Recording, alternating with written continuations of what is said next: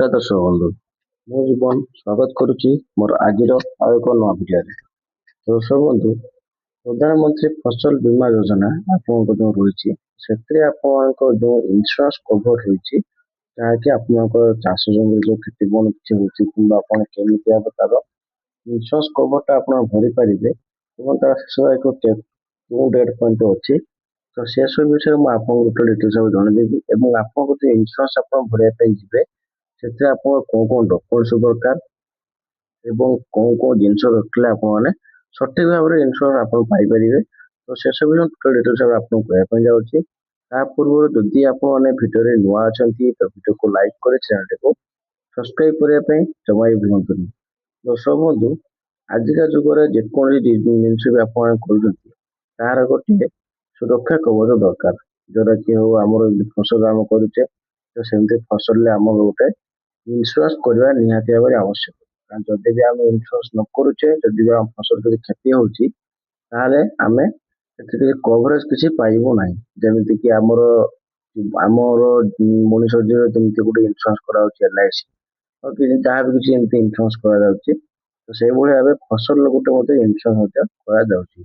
ତ ପ୍ରଧାନମନ୍ତ୍ରୀ ଫସଲ ଖରିଫ ଫସଲ ଯୋଉଟା ଅଛି ଆପଣମାନଙ୍କର, ତ ଖରିଫ ଫସଲ ପାଇଁ ପ୍ରଧାନମନ୍ତ୍ରୀ ଇନ୍ସୁରାନ୍ସ କଭର ଯୋଉ ରହିଛି ଆପଣଙ୍କର ବୀମା ଯୋଜନା, ତ ଚାଲନ୍ତୁ ସେ ଜାଣିବା ଯେ ଆପଣଙ୍କର ପ୍ରଧାନମନ୍ତ୍ରୀ ବୀମା ଖରିଫ ବୀମା ଯୋଜନାରେ ଆପଣଙ୍କର କଣ କଣ ସବୁ ଡକୁମେଣ୍ଟ ଆବଶ୍ୟକ ଏବଂ ଆପଣମାନେ କେମିତି ଭାବରେ ଭଲ ଭାବରେ ଯାଇକି ଆପଣ ଫିଲ୍ଅପ୍ କରିକି ଆପଣମାନେ ତାଙ୍କର ଫାଇଦା ଉଠେଇ ପାରିବେ।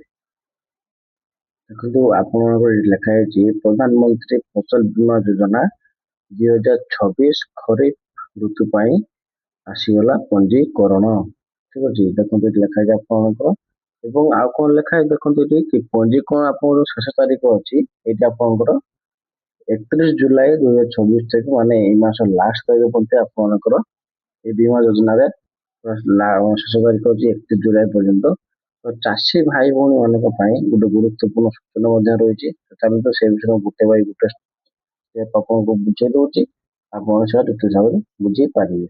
ଠିକ ଅଛି, ତ ପ୍ରଥମ ଅଛି କଣ, ବିଜ୍ଞାପିତ ଅଞ୍ଚଳର ଚାଷ ହୋଇଥିବା 8 ଗୋଟି ଫସଲ ଯଥା ଧାନ, ମକା, ଚିନାବାଦାମ, ମାଣ୍ଡିଆ, କପା, ହରଡ଼, ଅଦା ଓ ହଳଦୀ ପାଇଁ ବୀମା କରାଯାଇପାରିବ। ମାନେ ଆପଣଙ୍କର ଏଇ ଯୋଉ ବୀମା ଯଦି ଆପଣ ଇନ୍ସୁରାନ୍ସ କରୁଛନ୍ତି, ତାହେଲେ ଆପଣ ଧାନର କରିପାରିବେ, ମକା କରିପାରିବେ, ଚିନାବାଦାମ କରିପାରିବେ, ମାଣ୍ଡିଆ କରିପାରିବେ, କପା କରିପାରିବେ, ହରଡ଼ କରିପାରିବେ, ଅଦା ଏବଂ ହଳଦୀ ଏଇସବୁ ଜିନିଷ ଆପଣମାନେ ଇନ୍ସୁରାନ୍ସ କରିପାରିବେ।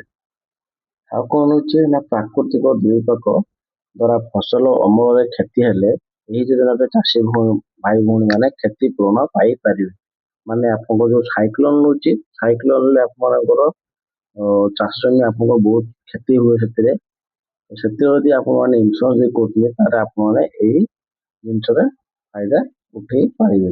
ଠିକ ଅଛି, 3 ନମ୍ବର କଣ ରହୁଛି ନା, ଆପଣଙ୍କର ଭାଗ ଚାଷୀ ମଧ୍ୟ ନିର୍ଦ୍ଧାରିତ ଫର୍ମରେ ଜମି ମାଲିକ ଠାରୁ ସହମତି ଆଣି ନିଜ ଫସଲରେ ପଞ୍ଜୀକରଣ କରିପାରିବେ। ମାନେ ଆପଣ ଭାଗ ଚାଷୀ ଯୋଉମାନେ ଅଛନ୍ତି, ତ ସେମାନେ ଯଦି ମାଲିକ ଠାରୁ ଅନୁମତି ଆଣିକି ନିଜ ଫସଲରେ ପଞ୍ଜୀକରଣ ମଧ୍ୟ କରିପାରିଲେ, ସେମାନେ ମଧ୍ୟ ଏଇ ଜିନିଷରେ ବେନିଫିଟ ସେମାନେ ପାଇପାରିବେ।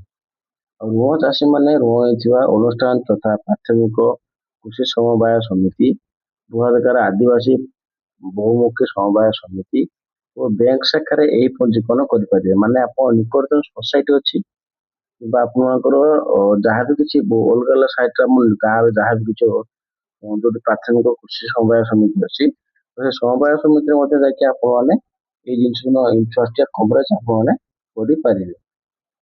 ଆଉ କଣ ଅଛି ନା, ଅଣ ଋଣ ଚାଷୀ ମାନେ ଯୋଉମାନେ ଋଣ ଆଣିନାହାନ୍ତି କିମ୍ବା ସୋସାଇଟି କିଛି ଋଣ ଆଣିନାହାନ୍ତି କିମ୍ବା ଯାହାବି କିଛି ଅଛି ଆପଣଙ୍କ ଋଣ ଯୋଉମାନେ ଆଣିନାହାନ୍ତି, ତ ସେମାନେ ନେଇକି ଆପଣଙ୍କର ଜନସେବା କେନ୍ଦ୍ର ଅଛି ଯେମିତି, ତ ସେଠି କରିପାରିବେ। ନଚେତ ଆପଣଙ୍କର ସମବାୟ ବ୍ୟାଙ୍କ ଶାଖା ତଥା ଅନ୍ୟାନ୍ୟ ବ୍ୟାଙ୍କ ଶାଖାରେ ଆବଶ୍ୟକ କାଗଜ ଦେଇ ଏହି ପଞ୍ଜୀକରଣ କରାଇ ପାରିବେ। ମାନେ ଆବଶ୍ୟକ କାଗଜ କଣ କଣ ଦରକାର ସେଟା ମଧ୍ୟ ମୁଁ ଆପଣଙ୍କୁ କହିବି, କିନ୍ତୁ ଆପଣମାନେ କେବଳ ଋଣ ଚାଷୀ ମାନେ କରିପାରିବେନି, ଏଇଟା ହଉଛି ଆପଣମାନଙ୍କର ସମସ୍ତେ ବି କରିପାରିବେ।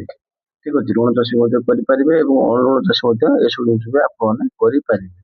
ଠିକ ଅଛି, ତ ଆଉ କଣ ଅଛି ନା, ଆପଣଙ୍କର ଏହି ପଞ୍ଜୀକରଣ ପାଇଁ ଆପଣଙ୍କୁ ଡକୁମେଣ୍ଟ କଣ କଣ ଦରକାର ହବ, ଆପଣଙ୍କର ଆଧାର କାର୍ଡଟି ସମ୍ପୂର୍ଣ୍ଣ ଭାବେ ବାଧ୍ୟତାମୂଳକ ଅଟେ ବୋଲି କୁହାଯାଇଛି। ଠିକ ଅଛି, ମାନେ ଆପଣଙ୍କର ଆଧାର କାର୍ଡଟା ବାଧ୍ୟତାମୂଳକ ଏବଂ ଜଣେ ଚାଷୀ ପାଇଁ ସର୍ବାଧିକ 5 ଏକର ପର୍ଯ୍ୟନ୍ତ ଚାଷ ଜମି ପଞ୍ଜୀକରଣ ବିନା କୌଣସି ଦେୟରେ କରାଯିବ।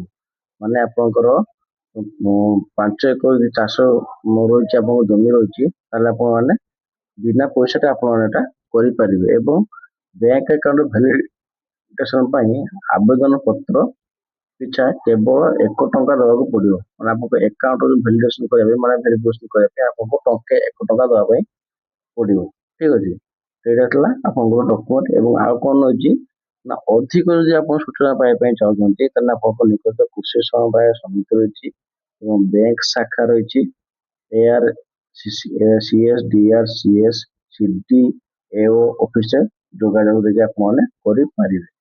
ଠିକ ଅଛି, ତ ଏଇଟା ମୁଁ ଆପଣଙ୍କୁ କହିଦଉଛି କି ଆପଣଙ୍କର ଯୋଉ ଜିନିଷ ରହିଛି ଆପଣଙ୍କର, ତ ଆପଣ ଏଇଟା କଣ କରିବେ ନା, ଏଟା ଜିନିଷଟା ଆପଣ ରଖି ନିଅନ୍ତୁ ଯେ ଆପଣଙ୍କ କାମର ମଧ୍ୟ ଆପଣଙ୍କର ଆସିପାରିବ ଏବଂ ଆପଣଙ୍କର ଯୋଉଟା କି ଯାହା ବି କିଛି ଆପଣଙ୍କ ଡାଉଟ ଯୋଉ ଥିବ କିଛି ବି ଏ ବିଷୟରେ ଜାଣିବା ପାଇଁ ଆପଣ କମେଣ୍ଟ ମଧ୍ୟ କହିପାରିବେ।